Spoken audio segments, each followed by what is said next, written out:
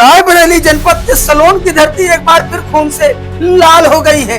एक बेटी के साथ छेड़छाड़ का विरोध करना पूरे परिवार को इतना भारी पड़ जाएगा, शायद किसी ने सोचा भी नहीं होगा। सवाल सिर्फ मारपीट का नहीं है, सवाल है कानून के डर के खत्म हो जाने का, सवाल है बेटियों की सुरक्षा के उन दावों का जो हर मंच पर किए जाते हैं, और सवाल है उस पुलिस व्यवस्था का जो घटना की 18 घंटे बाद की सिर्फ जांच चल रही है, कहकर जिम्मेदारियां से बस्ती दिखाई दे रही है। रायबरेली जनपद के सलोन कोतवाली क्षेत्र के एक गांव में इंटर की छात्रा निमंत्रण कार्यक्रम से साइकिल से अपने घर वापस लौट रही थी। आरोप है कि रास्ते में एक युवक ने छात्रा के साथ छेड़छाड़ शुरू कर दी।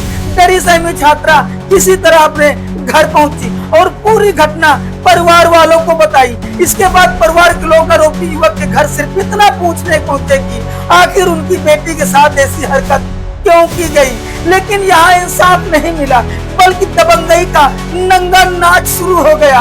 आरोप है कि युवक और उसके साथ आधा दर्जन से अधिक लोग गाली गलौज करने लगे, जात सूचक शब्द बोले गए, जान से मार देने की धमकियां दी गई। इतना ही नहीं, आरोप है कि एक युवक बंदूक लेकर बाहर आया और खुलेआम कहा, भाग जाओ नहीं तो सबको जान से मार देंगे। लेकिन जब पीड़ित परिवार पीछे नहीं हटा तो दबंगों ने लाठी डंडे, लोहे की राड, धारदार हथियार और कुल्हाड़ी लेकर हमला बोल दिया। जिस तरह से हमला किया गया उससे साफ दिखाई देता है कि मकसद सिर्फ मारपीट का नहीं बल्कि पूरे परिवार को खत्म कर देने का था। छोटे लाल मौर्य, नितिन कुमार, नन्हे मौर्य, इन तीनों को बेरहमी से पीटा गया। हालत इतनी गंभीर हुई कि उन्हें जिला अस्पताल रेफर करना पड़ा, जहां उनकी स्थिति चिंताजनक बताई जा रही है। बीच बचाव करने आए सुखलाल, पार्वती, अनुप्रिया को भी नहीं छोड़ा गया। सबसे दर्दनाक तस्वीर मासूम अनुप्रिया की है। आरोप है कि उसकी आंखों पर कुल्हाड़ी से हमला किया गया, आंखें लहूलुहान हो गई। सोचिए आखिर कैसी मानसिकता होगी उन लोगों की जिन्होंने मासूम बच्चियों तक इतनी बेरहमी दिखाई। और अब सबसे बड़ा सवाल, जब एक बेटी के साथ छेड़छाड़ होती है, परिवार विरोध करता है, फिर पूरे परिवार पर जानलेवा हमला बोला जाता है, मासूम बच्चियों को कुल्हाड़ी से काटा जाता है, लोग जिला अस्पताल में जिंदगी और मौत से जूझ रहे हैं, तो आखिर 18 घंटे बाद भी FIR क्यों नहीं दर्ज हुई? क्या पुलिस किसी बड़े दबाव में है?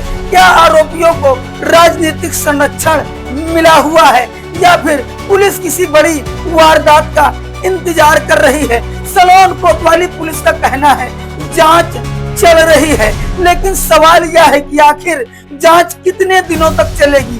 क्या घायल लोगों की हालत और गंभीर होने का इंतजार किया जा रहा है?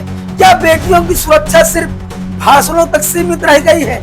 सरकार लगातार दावा करती है कि उत्तर प्रदेश में बच्चियां सुरक्षित हैं, लेकिन जमीन पर तस्वीर कुछ अलग ही दिखाई दे रही है। अगर एक छात्रा घर लौटते समय सुरक्षित नहीं है, अगर छेड़छाड़ का विरोध करने पर पूरे परिवार को अधमरा कर दिया जाएगा, अगर मासूम पर कुल्हाड़ी से हमला होता है और फिर मुकदमा दर्ज नहीं होता, तो आखिर आम जनता किस पर भरोसा करे? यह घटना सिर्फ एक गांव की नहीं है, यह कानून व्यवस्था को खुली चुनौती है।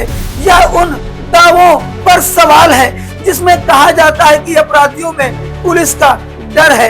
यह उस सिस्टम पर सवाल है जहां पीड़ित अस्पताल में पड़े हैं और आरोपी खुलेआम घूम रहे हैं। अब देखना होगा कि रायबरेली पुलिस इस मामले में कितनी गंभीरता दिखाती है। क्या आरोपियों पर सख्त धाराओं में मुकदमा दर्ज होगा? क्या बेटियों की सुरक्षा को लेकर सिर्फ बयानबाजी होगी, या जमीन पर कार्रवाई भी दिखाई देगी? और सबसे बड़ा सवाल, क्या पीड़ित परिवार को इंसाफ मिलेगा, या फिर यह मामला भी फाइलों में दबकर रह जाएगा? फिलहाल सलोन की यह घटना पूरे इलाके में दहशत और गुस्से का कारण बनी है, और लोग सिर्फ एक सवाल पूछ रहे हैं, अगर बेटियां सुरक्षित हैं तो फिर यह खून किस बात का सबूत है?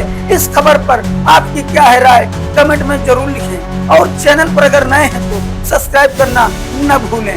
नमस्कार।